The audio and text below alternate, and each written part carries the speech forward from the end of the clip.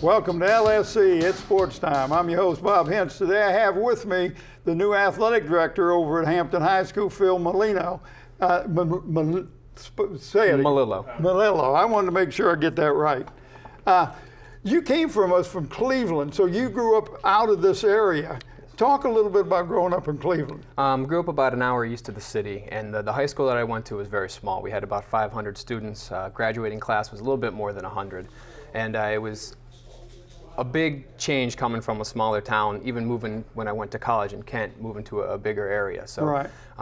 More politics, more people to deal with kind of a thing. And had a good time in the small town, and it was good to get out into a bigger city. Right, get more experiences. But while you were there, you were basically a football player and a baseball player. Yeah, in high school I played football and baseball.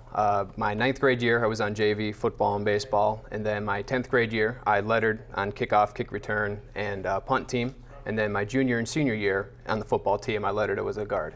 A guard, and Yep. You're not a big guy on being a guard. Well, let's go back because you played flag football, which is a little different, and you had a league. Yeah. Talk a little bit about that because that's a different concept than what they see around here. Well, we didn't have a Pop Warner or a youth league, a tackle league, so the first thing that we had was flag football. So from the time we were in 5th, 6th, and 7th grade, we played flag football because there wasn't a Pop Warner league or a tackle football league. The first organized tackle league didn't start until you got to junior high.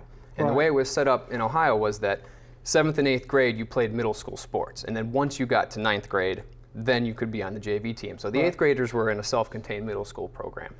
So my 8th grade year I was injured and couldn't play. So really the first time I put on pads and a helmet was my 9th grade year coming out to play football. Wow, because most of these kids around here, some of them started as little as 5 and 6 years old with pads on and ready to go. Yep. So then you graduated from high school and you went to school to Kent State. Talk a little bit about that. Kent State was great. I spent 2 years before I went to Kent working, saving up some money, and then when I went to Kent State it was 2000 was my first year at Kent, and that was a great experience. Getting used to being around all kinds of different people, changing your view of the world. College is really where you become a person, I feel, Right. at least in my experiences. So the time there was instrumental in all the things that I've done since then. Talk a little bit about your degree. The degree that I got was in science education. I'm a biology and oceanography teacher here at Hampton. My main focus in college was biology. And they did a very good job of preparing me for teaching. Right. Teaching is one of those jobs where all the books you can read don't mean a whole lot until you get in. You have to learn on the job. Right. And there's so many snap decisions and so many things that go on in a classroom that isn't in a book. And it's one of those things you have to experience. But one of the great things about the way Kent prepared me was that I got into the classroom early. And when I was in the classroom, I got to the chance to see kids and interact with them from the time I was my first year at Kent the whole way up through my senior year. So by the time I came out and came down here to teach, I felt that I was ready, and it did a very good job of So this was the first place Yep. How did you get from Kent State to here? What happened was one of my professors had a job flyer for a job expo in Richmond, and it was at one of the hotels downtown, and they just rented out the entire hotel, and they had school districts from all over the state that had little booths set up, and you would go in there with your shirt and your tie, and you would have your resume with you, and you'd say, "Hello, my name is," and you'd sign up give them the resume, they'd take a look at it, then you'd sign up for an interview, and then they'd send you upstairs to interview for the job. Okay. So- Do you remember who interviewed you? I do. It was actually Miss Sharp and Mr. Woods, who Okay. were the principal and the assistant principal at Hampton at the time. Okay. Talk a little bit about oceanography. This, you teach this. Talk a little bit about that. Whenever I came down to Hampton, during that interview, Ms. Sharp said, "Well, we're going to offer this oceanography class, and we'd like you to teach it. Would you feel comfortable teaching it?" And being from Ohio, there's not a whole lot of access to the ocean. But I did spend a lot of time outside. I was a hunter and a fisherman. So as far as freshwater things and the species, I'm real good at that stuff. So I said, yeah, absolutely. I'd love to teach oceanography. We came down here. The way the class is set up, the first part of the class is more earth science based. And then the second part is marine biology. So the marine biology stuff, I was real good with the animals. Had to brush up on some of the earth science stuff, but I absolutely love teaching the class because what it allows you to do is it doesn't have an SOL and it doesn't have a strictly defined time schedule. So what we can actually do is take time and teach the kids about the stuff that's happening outside every day. Whenever we've got hurricanes and things that move through, not everybody learns at the same pace. So whereas some of the other more prescripted courses will have to say things like, well, you have 1 week to teach this. So oceanography, I don't really have to follow that schedule. So what that means is we can take time to learn things more in depth, and we can go to the beach and we can give examples around here that illustrate the topics we discuss in class. Wow. So that sounds real interesting that you be able to have that much freedom and still be able to teach a class in something obviously that you have a passion for. Yeah, it encompasses lots of earth science stuff and lots of biology stuff. So generally it's a class for juniors and seniors, 11th and 12th grade, and it's an elective. So if they already have taken biology and earth science and they want to have chemistry, sometimes seniors who just want to take a 4th science, they're done with chemistry too. So you get a lot of different students in that class, but like I said, it's real good to be able to teach them at the pace that they need to learn things. How do you find the students reacting to the program? Very positively. I think the first year I taught 4 biology classes and 2 oceanography classes. I had about 45 or 50 students that first year, and then at one point last year I had 190 students almost. For 6 sections. So in about 5 years, we were able to bring the program oceanography itself as to one of the most often chose electives. Well, I was going to say, and evidently you must be doing a good job because the kids are talking to other kids and saying, hey, this is a program that's up and coming. Yeah, well, I hope so. I think I tried to do as much in the classroom that would make sense to them. Right. Use examples from around here. We usually take a field trip to the beach at the end of the year. And you'd be surprised how much they don't understand if you just walk out 2 or 3 feet in the water, how many of the animals and plants that we discuss are right there for them to see. And it's really a special time when we get to go out and do that. So.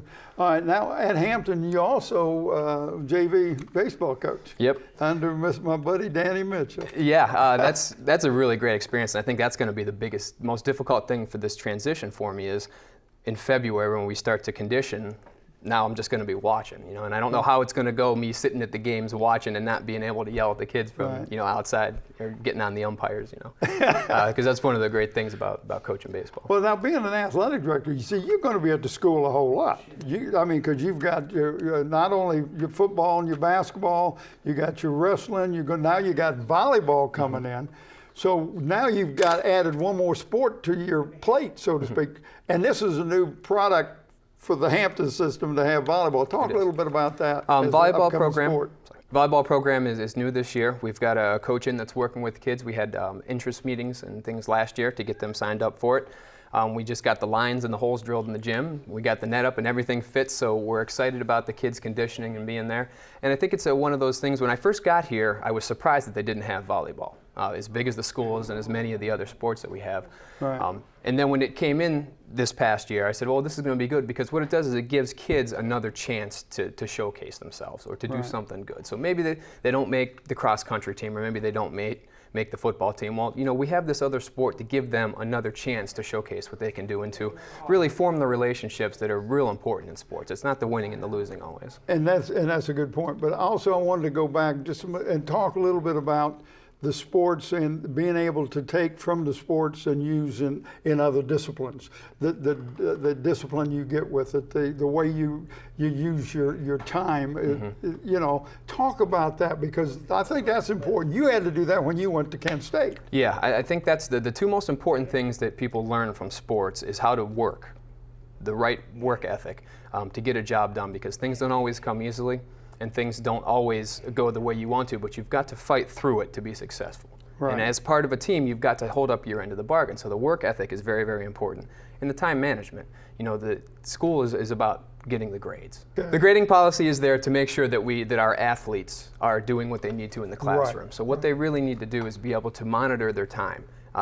After practice, you've got this long to get your homework done because when you come into school the next day, they expect you to perform in the classroom, not just on the football field. Right, and the teacher's not thinking about what you did on on the football field or basketball court or whatever. When you come in, you got to be prepared for my class. Yeah, one of the greatest things too, and I think maybe a bit of an untapped resource around here, at least that I've seen so far, is that the athletes in this area. are spectacular. Very, very good athletes. And if we can get them to that 3.0 and above grade point average, then there's a Division III program someplace that's going to take these kids. So it's going to get them to the next level. Right. So one of the things I really want to work on and really push with these kids is, look, you enjoy the sports, hold up the classroom end of it, and this will carry you into the future. Right. All right. Now, we're going to end up on this, but I want you to tell me what you bring to Hampton High School as a new athletic director. Okay. I think the best qualities that I have is that I'm very organized and very determined. A lot of times, particularly in this job, communication is the most important thing. And then if that communication breaks down, then something doesn't happen the way it's supposed to, and the kids suffer. So what I believe that I'm very, very good at is keeping things organized and solving problems very quickly. So when you're dealing with people, there's always the unknown factor. Someone gets sick, someone doesn't show up. So I do a very good job of finding the solution quickly, even in a high-stress situation. So I think that that's one of my strongest suits. And with the communication piece, we've got a couple of initiatives going on right now that'll help us connect with the community a little bit more. Peninsula District has just gone to a new program called Our Schools, which is basically an online website that gives you scheduling information and results and all kinds of things for the community to get a look at what the school is doing and what time things start. And I started a Twitter account called @CrabberSports, so you can follow us at CrabberSports and get updates about what's going on that day, if there was a change in venue, if a baseball or softball game got canceled. Has the ability to upload videos so you can get pictures of the kids doing the things that they do best in many cases. Wow. Well, I look forward to having you over to Hampton High as a new athletic director. Appreciate you coming in. All right, been a pleasure. Thank you. Thank you for tuning in to LSC and Sports Time. I want to thank my special guest, Phil Melillo. And I'm Bob Hintz. Until next time.